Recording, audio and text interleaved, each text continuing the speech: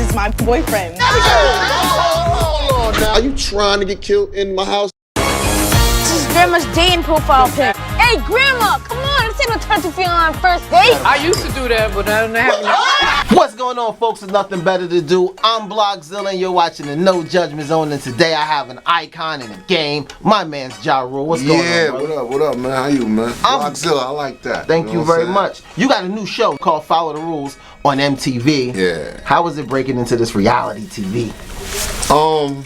It's fun, man. You know, I know people think of reality TV as one way, and it has its stereotypes on it and things of that nature, but I had a great time shooting my show. You know, it's with my family. You know what I mean? So we running around, we doing crazy stuff, having fun, and it's just me being dad and enjoying life with my family. How'd you pitch the idea to your family? Because you're letting the world into your house. Yeah. How'd you pitch the idea to them?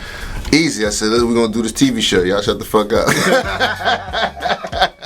Nah, but you know, I you know, the kids were excited about doing it. My daughter was a little bit taken back a little bit at first because she's in college now and she's trying to become herself and not Ja Rule's daughter in the world. So, you know, she was like, this is gonna, and I said, you're gonna be fine. You know what I'm saying? I don't know a lot of 20-year-olds that are making their own money and they're on TV, and you know, so relax. You know what I mean? So she's excited now, and you know, the wife is excited. She was a little bit, you know, against it at first too, you know, but she's excited and happy that she did it as well. And you know, the mothers, they were a little bit standoffish with it as well, but they're good with it now. So I guess the only ones that really wanted to do it was me, the boys, and the dog. The dog really didn't have too much to say about it. But the first episode is focused around your daughter. She brings home a guy as a dad, as a famous dad. Though. Yeah. Like, what's that like?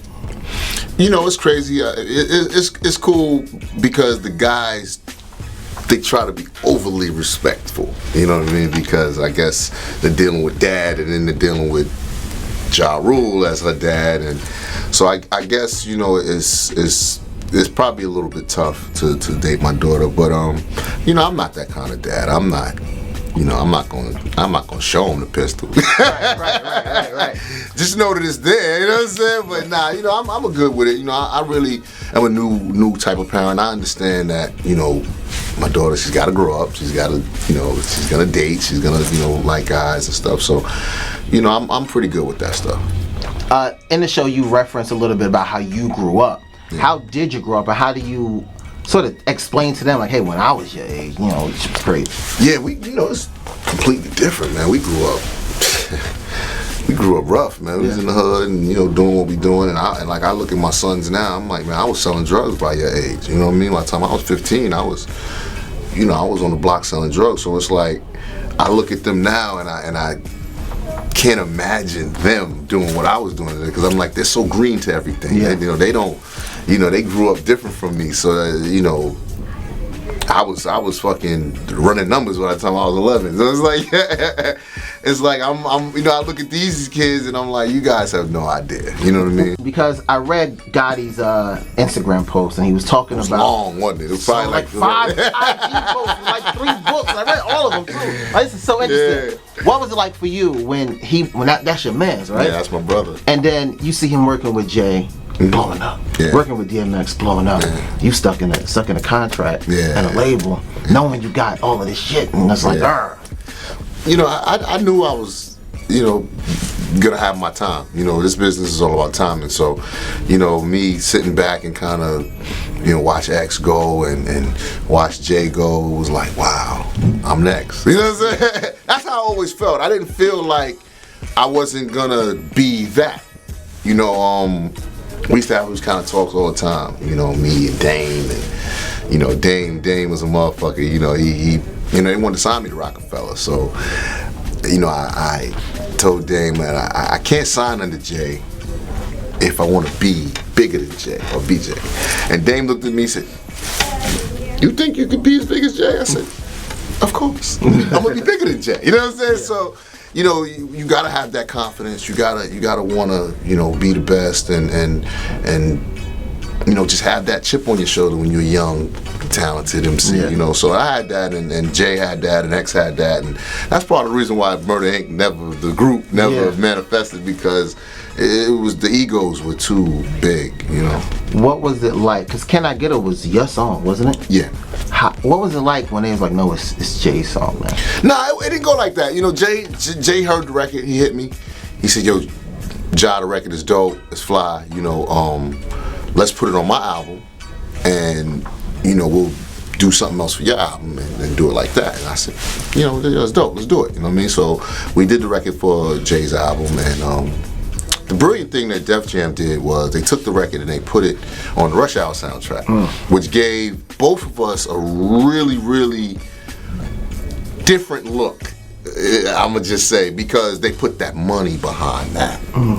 Whereas I don't know if they would have put that money behind it just as a Jay single or just as a Ja Rule single, but being that it was Def Jam's work now, and it was going towards the Rush Hour soundtrack, it got a really, really big push, and I think that was big. Obviously, it was very big for me, but it was big for all parties involved. You know. I gotta admit to you, I stole one of your songs, and every time a bad bitch come in here, I sing it to her. You might not remember it because it was on the Murder Inc. You gonna do that right now? Album, yeah. And I took it, I sang it to everybody. I go, if you were my bitch, and I'll be your nigga. I sing that, and no one knows them. That's one of the greatest songs ever. I love that record. It's really good. So I had to admit that to you. But my question is, how'd you guys hook up with Bobby Brown? Because y'all pulled him out of obscurity and gave him new life. Yeah, I knew Bob for a long time. Me and Bob been cool, man. Bob is one of the craziest motherfuckers I know, man. And you know, that's my brother, man. We've always had a great relationship. So, you know, when I was just on top of the world, man, I was like, let's bring Bob back, man.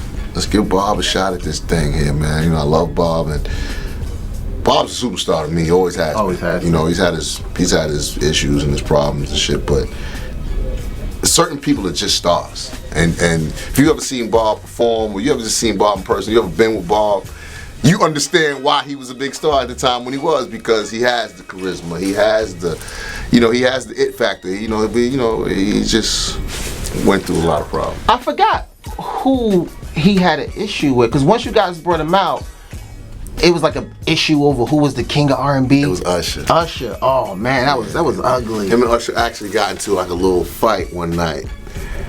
Yeah, that nobody knows about that, but it was quite funny. Let's fight an argument.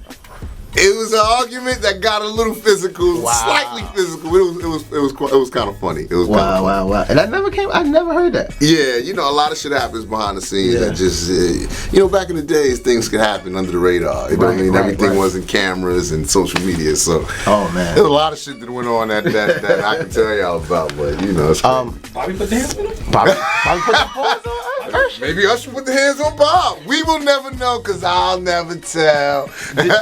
Last question about Bobby. Did you guys get on him because a lot of people was talking about the Bobby Brown mouth in the video doing the dancing? Did you guys get on him a little bit for that? You know, I love Bob, man, and you know, it's no secret. We all know Bob gets high, right? So we tell this nigga Bob, we're like, Bob, listen, just give us 3-4 hours, Bob. That's it. Just give us 3-4 hours, Bob. That's it. We're gonna change your life again. We're gonna make this shit hot again, Bob. Just give us 3-4 hours. Bob came to the set clean as a whistle. Oh wow. Gave us the first hour and a half, 2 hours set. It's clean, good. Lunch break. When we came back from lunch, it was over. Oh man. That nigga Bob was like that. I was like, Bob, no, Bob, my nigga, why, Bob?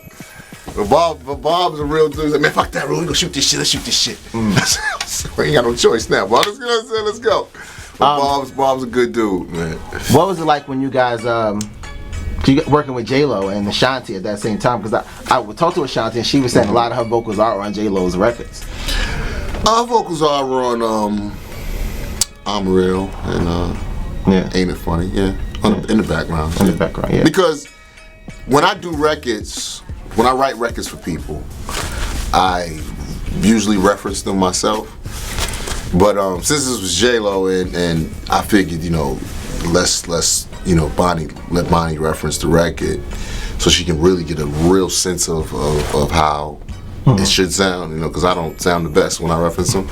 But so Bonnie referenced the record, and Ashanti, boy, I'm not clear who Bonnie is, but yeah, she referenced the record, and yeah, we left her vocals under it a little bit just to give it a little substance, a little more depth on the record. Why don't hip hop respect its legends more?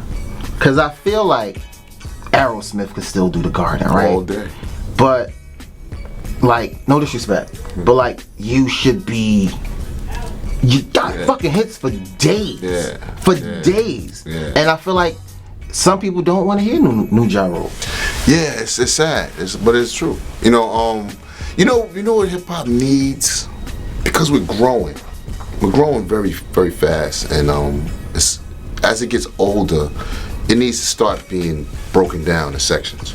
We need like an adult contemporary hip hop, type of thing, because I'm an older hip hop head, and I don't want to listen to all the new shit. Not that I don't like it.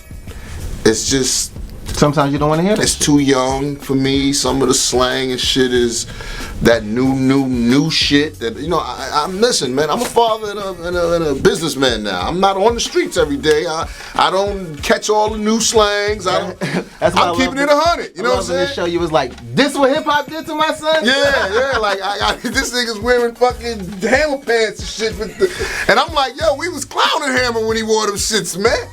Now that's the shit. Like, that's the cool shit. So it's like, it's different. I understand it, and I love it. I love to see the young kids, the Shy Glizzies and all these guys. I love it all. But everything's not for me. Mm-hmm. Some of that shit is for Lil Rule and Jordan and my daughter Brittany. That's their era of music and era hip hop.